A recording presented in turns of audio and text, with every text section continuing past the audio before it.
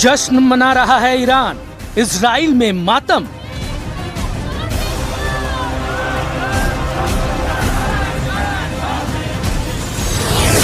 Trump का वादा Netanyahu तोड़ेंगे।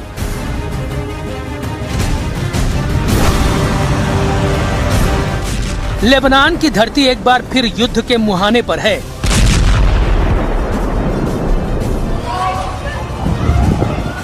सीज फायर के बाद भी इजराइल रुकने को तैयार नहीं, तो दूसरी तरफ हिजबुल्लाह भी बदले की आग में लगातार हमले कर रहा है।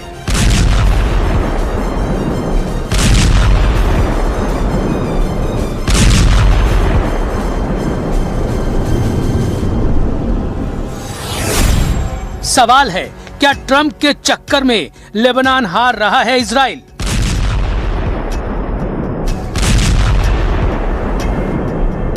सीज फायर के बाद भी क्यों हमला कर रहा है इजराइल?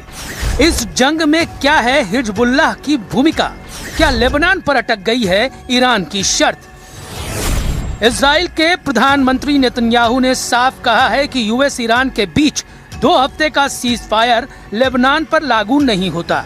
इसके जवाब में ईरान ने कहा कि तेहरान किसी भी डील को तभी स्वीकार करेगा जब इजराइल लेबनान पर हमले रोक दे।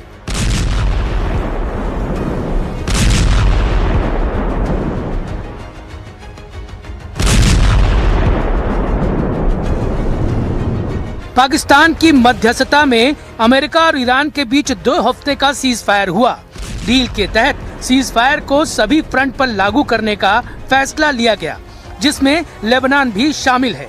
लेकिन नेतन्याहू ने लेबनान पर हमला रोकने से इनकार कर दिया। उधर हिजबुल्लाह ने ऐलान कर दिया कि अगर इजराइल ने हमला किया तो वो जवाब देने से नहीं रुकेगा, लेकिन इजराइल की तरफ से हमले नहीं रुके।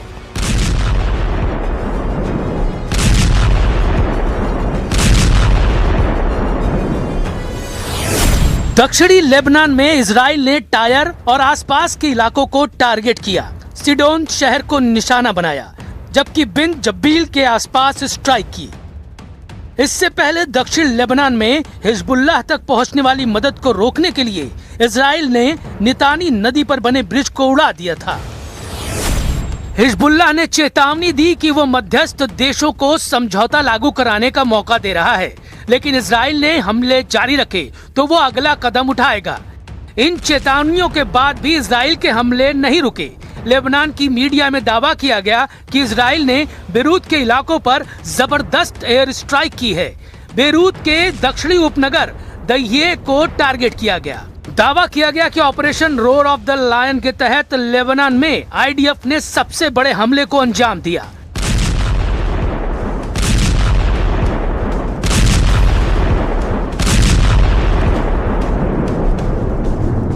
מהלומת פתע מאות מחבלי חיזבאללה במפקדות ברחבי לבנון.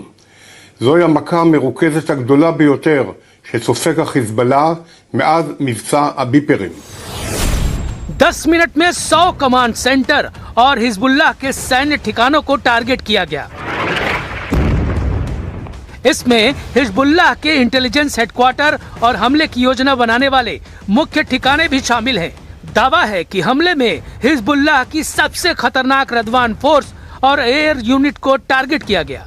ये वो यूनिट है जिसकी तरफ से इजराइल में मिसाइल और ड्रोन अटैक को अंजाम दिया गया।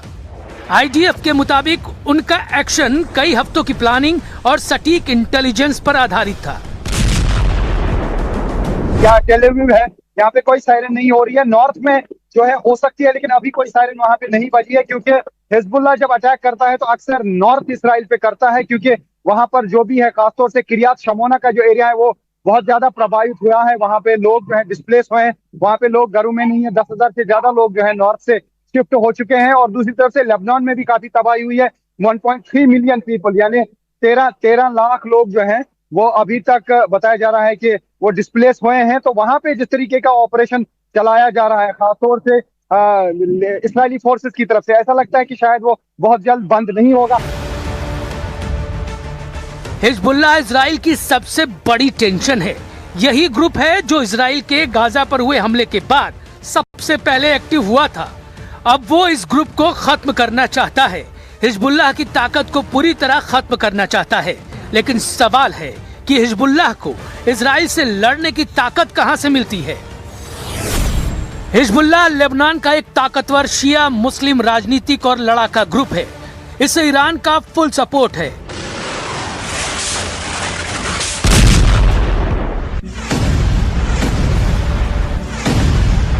And if the Israeli attacks continue against Lebanon, I'm sure it would complicate the situation and it would have some consequences. And we hope that everybody would observe the ceasefire in all its terms and aspects. Israel का दावा है कि वो आत्मरक्षा की लड़ाई लड़ रहा है। इजराइल ने हिजबुल्लाह को ईरान का प्रॉक्सी बताते हुए अपनी सुरक्षा के लिए खतरा बता दिया है। 2024 के सीज फायर के बावजूद हिजबुल्लाह ने हथियार जमा किए और फिर खड़ा हो गया। हिजबुल्लाह ने मार्च में रॉकेट दागकर इजराइल को दोबारा जंग में घसीट लिया। इजराइल का इरादा हिजबुल्लाह को पूरी तरह से हथियार विहीन करना है और यही वजह है कि इजराइल हिजबुल्लाह के rocket stock, command centre, financial network पर टूटा पड़ा है। इजराइल दक्षिणी लेबनान में सिक्योरिटी बफर जोन बनाना चाहता है ताकि 8 अक्टूबर 2023 जैसी स्थिति पैदा ना हो।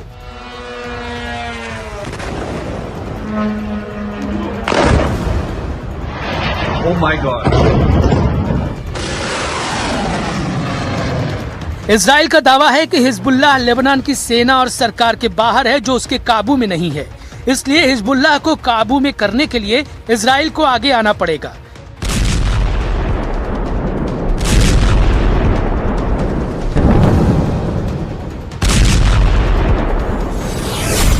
इजराइल ने अब तक हिजबुल्लाह के 3500 से ज्यादा टारगेट्स पर हमले किए हैं, जबकि 1000 से ज्यादा हिजबुल्लाह लड़ाकों को मारने का दावा किया है। इजराइल ने दक्षिणी लेबनान में कब्जे की लड़ाई को जारी रखने का ऐलान किया है। उधर हिजबुल्लाह ने भी अपना स्टैंड एकदम क्लियर कर दिया है। उसने कहा है कि वो ईरान का बदला ले रहा है। खमनेई की हत्या के बाद ये डिफेंसिव एक्ट था, लेकिन अब इजराइल लेबनान पर लगातार हमले कर रहा है, जिसका जवाब वो हर हाल में देगा।